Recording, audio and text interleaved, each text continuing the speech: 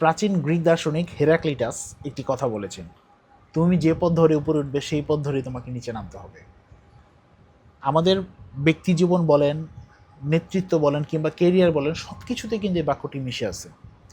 So আপনি যে পথে উপরে উঠবেন সেই পথে আপনাকে নামতে হবে। এই নামা মানে হচ্ছে আপনার ব্যর্থ হওয়া নয়।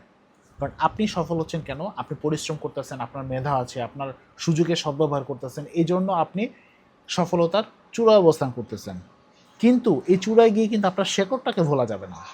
আপনার শেকড় কি? আপনি খুব সৎ ছিলেন, আপনি খুব মানবিক ছিলেন, আপনি খুব আদর্শিক ছিলেন। সো আপনি এই শেকড়টা যদি ভুলে আপনি উপরের চূড়ায় অবস্থান করেন, তাহলে কিন্তু আর ফিরে আসার আপনি পথ পাবেন না। তখন কী হবে জানেন? আপনি সরাসরি কলাপস করবেন।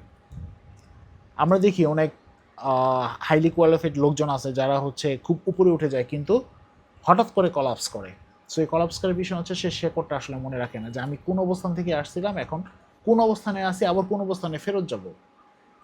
সো আপনারা যদি এই পতনটা ফেরাতে চান, তাহলে অবশ্যই শেকড়ের সাথে যোগাযোগ রাখতে হবে। আপনি একসময় খুব মানবিক ছিলেন, এখন নাই। আপনি একসময় খুব ভদ্র ছিলেন, এখন নাই। আপনি একসময় খুব সৎ ছিলেন, এখন নাই। সো এটা কিন্তু আপনাকে সেই পর্যায়ে রাখতে পারবে না। আপনার সভ্যতার চূড়ায়, আপনার সফলতার চূড়ায় এবং আপনার সেই কেরিয়ারের চূড়া থেকে হুট করে কিন্তু আপনি কলাপস করবেন।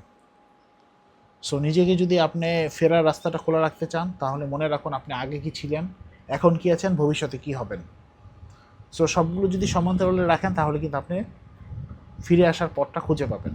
সো এরকম উচ্চতায় উঠেন না শেকড় ভুলে, যাতে আপনি হঠাৎ করে কলাপস করে তখন আর কোনো কিছু খুঁজে না পান। Thank you.